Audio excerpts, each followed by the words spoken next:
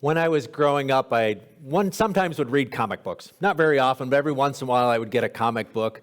I don't remember a whole lot about them, but one of the things I do remember are the advertisements in the back. If you're old enough, you remember in the back there were these advertisements, one for sea monkeys.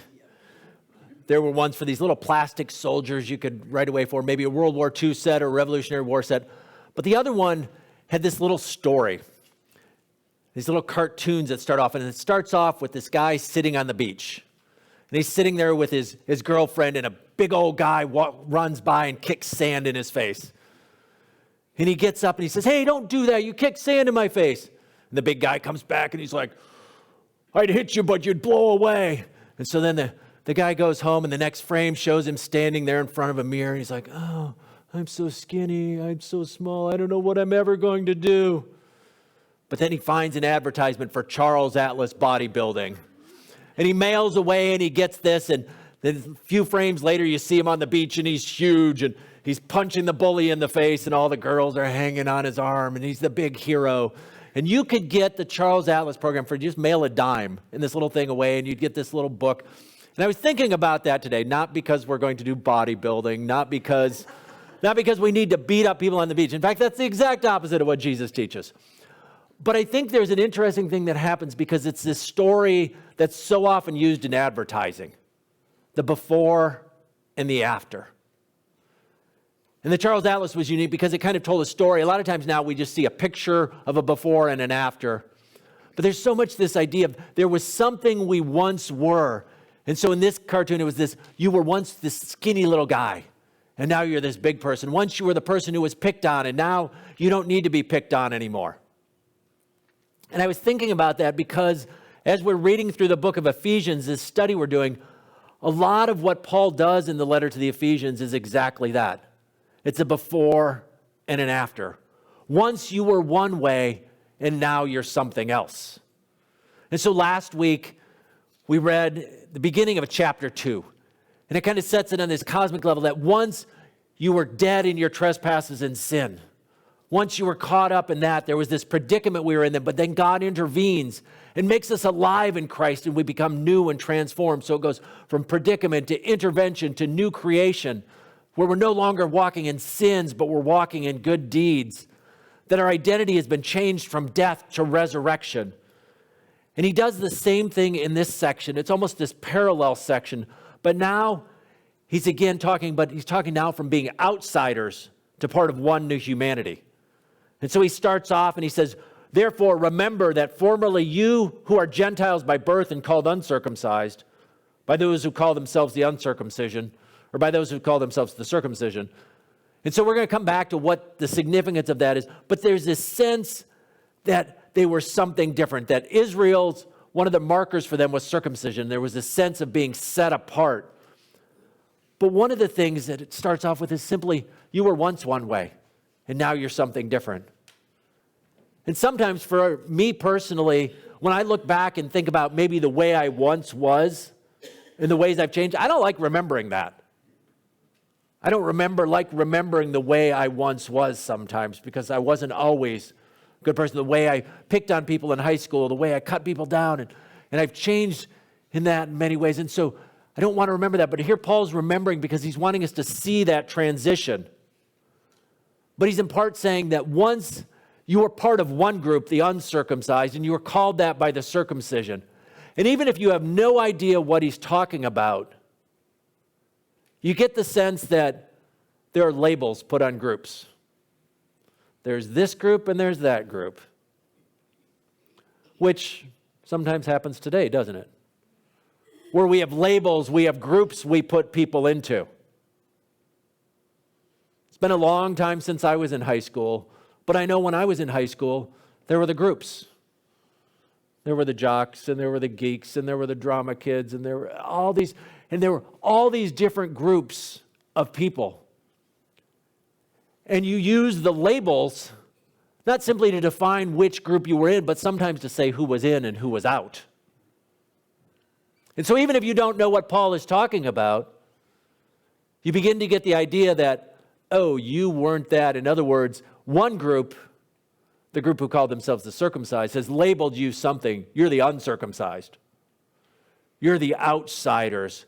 And so it's getting the way in which it's doing. And then he goes on, he says, if you have missed that, he says, you were separate from Christ, excluded from citizenship in Israel, and foreigners to the covenants of promise. Again, even if you don't get all the details of it, does anyone even want to be excluded or separate or foreigners? I mean, it's one of the worst feelings, isn't it? When we go somewhere, we want to be included. When we show up somewhere and we don't know people and we're left sitting off on the side. When we go with a group of people and they decide to go off and do one thing and leave us by ourselves. When we're sitting at church and we sit down at a table and everybody else goes and sits at another table and we have coffee all by ourselves. Or we sit in a pew and we feel like no one's sitting next to us or no one's talking to us. And so here's this picture. He's talking to these people and he's saying, this is what you were. You were excluded. You were outside. You were foreigners. So that's the before picture.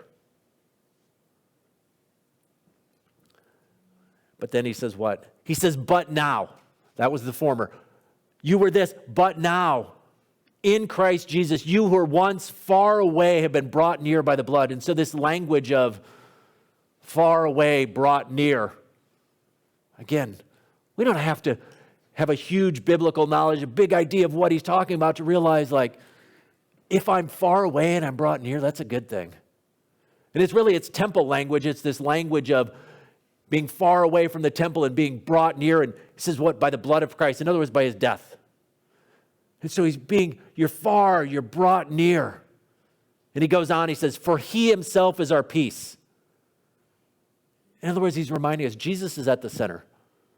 The peace doesn't come from anywhere else, but he himself, Jesus himself, not ideas about Jesus, not thoughts about Jesus, not our attendance at church, not our giving, none of those things.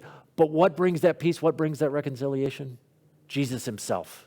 He himself is our peace, who has made the two groups one. Like I said, there's a lot going on, a lot that's loaded in here, and now it gets even more confusing. So he's destroyed the barrier, the dividing wall of hostility by setting aside in his flesh the law with its commands and regulations. You think, what's he talking about? What's this barrier?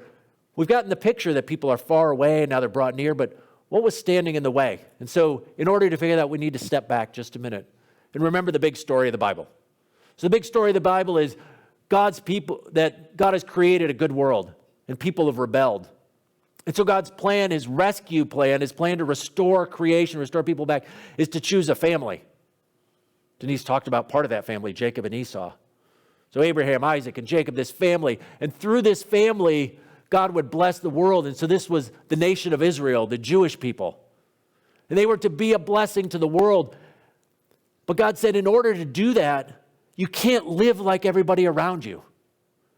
You need to be distinct. And so God gave to them the law, the Torah, these instructions of how they're to live. Some of us remember the 10 Commandments, at least, this picture of God's on the mountain he gives them, and there's actually quite a few more commands, and they have to do with the food you eat and the way you dress and all kinds of things. And they served a couple of purposes. Many of those were simply to distinguish them from the outsiders, or even outsiders, not the right thing, to distinguish them from the rest of the world, to say, we are different, we are unique. There were moral commands also which set them apart and said, we don't behave like everyone else. But the purpose of those was always so that they could be a witness and say, this is what God is calling us to. The purpose of them was not given, the law wasn't given to earn God's approval. That was not the way. God didn't say, oh, here's these laws, Israel. Here's these rules. If you can follow all of these, then I will love you. Because we sometimes think of the Old Testament as like, well, that was law and now we live in grace. God gave them these laws after he'd already rescued them out of Egypt. And he gives it to them to say, this is what it looks like to be my people. Sounds a lot like what we talked about last week, where God raises them and says, you were created to do good deeds. And so God rescues them out of Egypt and says, now I want you to live a certain way so that the world can see what it looks like to live and follow me. The law also exposed the need for a rescuer. Because part of what the law does, part of the rules, what it does is remind us is we can't keep it. Israel failed to keep it. The nations failed to keep it. And so there's this section sense of what it is. But it was given to them in some sense as this protective hedge around them. And so there's a tension in the laws. They were supposed to have interactions with the world around them. They were supposed to share who God was. They were supposed to have the nation see what it is, but they weren't supposed to be influenced by the world. And the laws were supposed to help them do that. At least that's what they were given for. The problem was that the Jewish people, as sometimes we do, is when you're given something special, when somebody says, oh, you're special and you're set apart, sometimes people have a tendency to begin to think a little more highly of themselves. So if you're sitting in the classroom and the teacher points out and says, oh, you need to be more like Bob over here. Well, Bob might start to get a big head. He might start to think, I'm not picking on Bob back there, so. It was just the name that came to my mind, so. But there's this sense of where it can begin this distinction. And so the law for the people of Israel, it was meant to maintain distinction and not prove superiority, but that's the way they began to do it. And so now if you're the Jews and you've begun to see this law as like, we're special, we're chosen by God, what is it in the Gentiles? And so the world that divided it, there's the Jews, the people chosen by God, the seed of Abraham, the physical descendants of Abraham. That's the Jews. Gentiles just means everybody else. And so the people of God, the Jews, the descendants of Abraham, they began to see themselves as special and specially chosen by God. And so they began to look down on the Gentiles around them.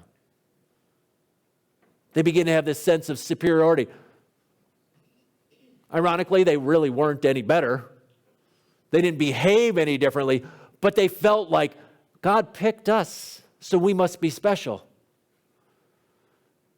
That's the human condition. It wasn't something that was like, oh, this wasn't just like, oh, well, that's because of, God chose the wrong people, or, it wasn't something inherently wrong with the Jews. It's like, no matter who he chose, that's the way nature of things work. And so the Jews are looking down. Well, and so the Gentiles now, they're not real happy with it because they're being looked down upon. And so when Paul's talking about this barrier, this dividing wall of hostility, what's happened? There's hostility now between the Jews and the Gentiles. Between the Jews and the Gentiles, there's this hostility going on. And the barrier, what's the barrier? The law. These commands, because the Jews have them and they think, we're superior to you. And the Gentiles are like, no, you're not any better than us. And so this wall of hostility has come between them. And so what does it say Jesus does? He breaks down that barrier. He says he's destroyed the barrier, the dividing wall of hostility, by setting aside in his flesh, in other words, in his body when he dies, he sets aside the law with its commands and regulations. Now, does that mean we can do whatever we want now? No, that's not what he's getting at. Instead, what he's getting at is the idea that the way the law was used to separate people is no longer there. But instead, what does it say he does? He says his purpose was to create in himself one new humanity out of the two, thus making peace.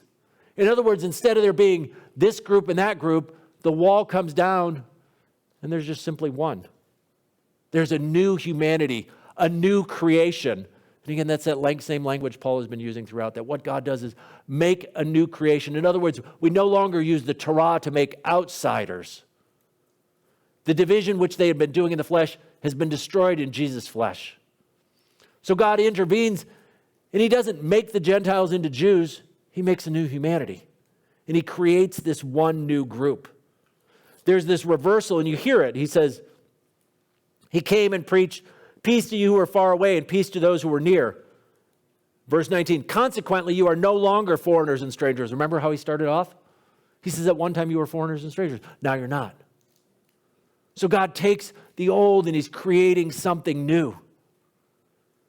And what has happened is we're seeing once again how God overcomes the way we tend to warp and pervert the good world that we live in. And it's one of those things is divisions. We set up divisions in the world. And so one of the ways is we think, okay, well, that was a long time ago. We don't have that same sort of division now. But do we have divisions in our world sometimes still today? Are there walls of hostility that are put up? Yes. And what Paul is inviting us to do is to live into that. And in some sense, what he's saying, one of my professors from seminary, I did a class with him on Ephesians, talked about this. He said, if that barrier, then all barriers. That we have no right. And it's not that we need to tear the walls down. The walls have come down. We just need to live in that reality. And in some sense, what's happened is Jesus has brought the wall down, and we're maybe like, this is a great, the dogs have those little electronic fences, right? And you set up the electronic fence, and the dog learns that it can't pass the thing. But I know I've talked to some people with dogs, they say sometimes the fence goes out, but the dogs don't realize that. And so they've been what? They've been trained, and so they behave as if there's still a fence or a wall there.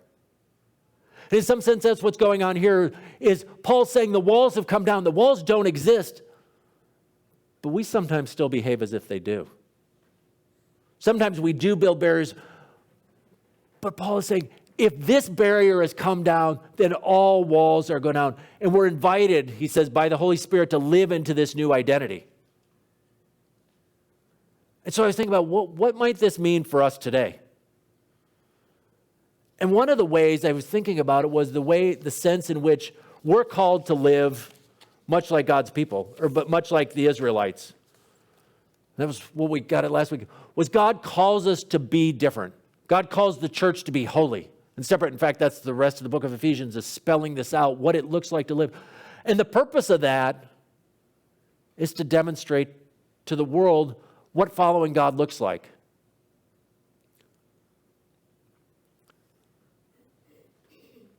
Now, can you think of any parallels between Israel and the church sometimes? So Israel is given the law to set themselves apart. They're supposed to interact with the people around them, but they're supposed to demonstrate holiness to the people. But they begin to get a sense of superiority. They begin to look down on the Gentiles. The church is given a code to live by. We're called to be holy, called to be different from the world around. But it's a good thing we're not like Israel. It's a good thing in the church we don't look down on the people around us. It's a good thing in the church we don't have a sense of superiority and that we're better than everyone else, right? Maybe. But maybe sometimes it happens.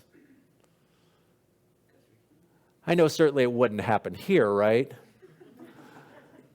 That we would never look down on other people and think, oh, well, look at the way that person lives their life. And sometimes we do it unintentionally, even the language that we use.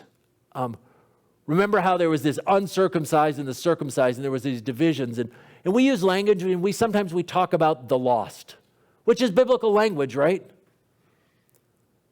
But then there's the lost and there's the found. And sometimes that can begin to create a sense of, well, I must be special. God found me, he didn't find you yet. There can be the sense of looking and saying, oh, can you believe that group of people? And sometimes we use labels, don't we? The liberal institutions, the media, the secular humanists, whatever. We draw all sorts of labels, and what do? We create up barriers, and we create hostility, don't we? Let you in on a little secret. Church isn't popular with a lot of people. There's a lot of people who think the church is filled with hypocrites and hateful, awful people. Where did they get that idea? Because we have set up this barrier of hostility, we can tend to look down and we can point out all the things wrong with them and begin to miss the things that are wrong with us. And so when Paul says he's torn down the wall of hostility, we begin to think about how do we interact with the world around us? How do we begin to see them and to welcome them and live into this and say, yes, they're different. They may not do all the same things that we do. They may see things differently. But how do we begin to love them And so as I read this passage, I think one of the calls to us, church, is to begin to think about how do we love people? How do we begin to not build those walls, or if there are walls of hostility, to find out why they exist. Now, Paul doesn't describe what that looks like here, but it's something we've talked about before here. Is one of the best ways is just to listen to people. So it's been a while, but when you have a conversation with someone, we've talked about here at Fruitland Covenant Church 3 magic words that help when having a conversation. Does anybody remember what those 3 magic words are? Tell me more. Tell me more. In other words, if you encounter someone, and chances are you will encounter someone who has hostility towards the church. Our temptation sometimes is to say, no, really, the church is a great people, or, that's just human beings, that's just Jesus, but not at my church. But one thing you might just say is, well, tell me more. Find out what's behind the story. Where does that hostility come from? And then when they begin to pour it out to you and tell you all the things about all the reasons and how they were hurt by the church or something, and you're thinking in your head, oh, that's stupid, that would never do. You know what you say? Tell me more. And you just listen. Now, there might be more conversations after that. But if we are going to begin to tear down those, not live and erect more walls, we need to begin to say and listen and be willing to say, we can't allow ourselves to build walls of hostility. We can't allow these walls of hostility because they exist, but they come down in Jesus. Jesus himself is our peace. And so ultimately, part of it is we don't point people towards the church. We point people to Jesus. And it's hard to separate those two because people encounter Jesus how? Mostly through the church. But always remember that we're pointing people to Jesus. And so that's one application I would think about from this passage is how can we live and not continue to erect walls of hostility between us and the rest of the world? Again, see how simply that language, there's not a good way. Every time we do it, we create, and there's some sense we're creating these differences, and there are differences, aren't there? I mean, in some sense, we have been raised from death to new life. We are no longer far, but now we're near. And they're not, but to not use those privileges, not to use those blessings, not to use the ways God has called us as a way to stand over people, but a way to serve other people. Jesus, in one of Paul's other letters, just describes Jesus in this way. He says, he did not take his privilege, and privilege is one of those words that triggers people nowadays, right? But privilege isn't good or bad, but the difference is how it's used. Jesus had privilege. If there was anybody ever privileged in the world, it was Jesus. Paul in his letter to the Philippians in the 2nd chapter, he says, he did not consider equality with God something to be grasped. Being God is a pretty privileged position. He says, but he did not use that to his own advantage, but instead used it for the sake of others. And so what we need to think of is we have been privileged to be called and brought out of darkness into the light, out of death and trespasses and sins into new life. And how do we use that privilege? Do we use it to look down on others, or do we use it to serve and to communicate and to share that good news of Jesus and say, I have been found. God has welcomed me. God has brought me out of darkness and into the light. God has brought me from death to new life. Come on and join me in this.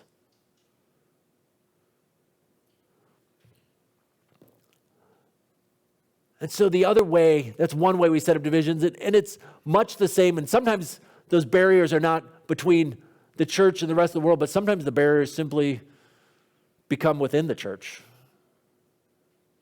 It's over something like politics. Usually politics. Maybe it's about socioeconomic, something about, but allow those barriers and how we do that. How do we make sure we're not setting up barriers and divisions? How do we avoid the sense of people like us?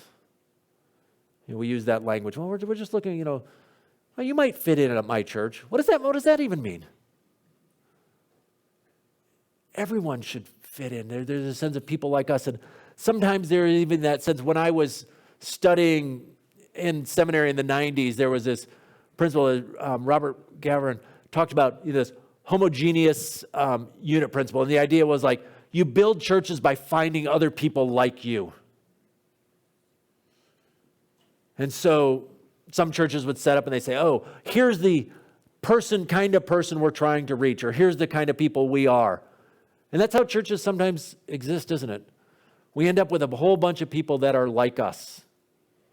Maybe they're like us in terms of socioeconomic status. Maybe they're like us in terms of educational status. Maybe they're like us in terms of ethnic background or racial background. Maybe they're like us in terms of all these things. And we tend to divide up. We say, well, this is our... And so Paul's saying, we need to stop that. Instead, he says, in him the whole building is joined together. In other words, all the people of God are brought together in one temple. So Jesus has torn down the barriers, has torn down the walls, and so he is inviting us to live into that. To live and recognize that the walls of hostility have been brought down, and not to live dividing the world up into groups, but to live as one. And finally, we remember not only that God has torn down that barrier between Jew and Gentile, between us and others, but ultimately, he's also reconciled us to him. He says, but now in Christ Jesus, you were once far away, have been brought near by the blood of Christ. In other words, he says, he had said at one point, he says, you were without hope and without God in the world. You were separated, but he says, now you have been brought near. He said, in one body to reconcile both of them, this is verse 16, in one body to reconcile both of them to God through the Christ. So not only does he reconcile the two groups, but then he reconciles all to God. And so we celebrate that too, that we have been reconciled to God. We took no initiative, but instead God does that in him. And so as we prepare for communion, we remember both those things. We come and we take communion, and we share in communion, and we realize that the barriers between people have been destroyed, but we also recognize that the barriers between us and God have been destroyed in Jesus Christ. And so we celebrate that reconciliation, that the break in the relationship has been healed. And so what God has done is taking those of us who were divided and united us in worship. And so may we celebrate this day the way that God in Jesus Christ has torn down the barriers, broken down the barriers between people, and let us live in peace together. But also, he has broken down the barrier between us and God. And so may we live at peace with God. Amen.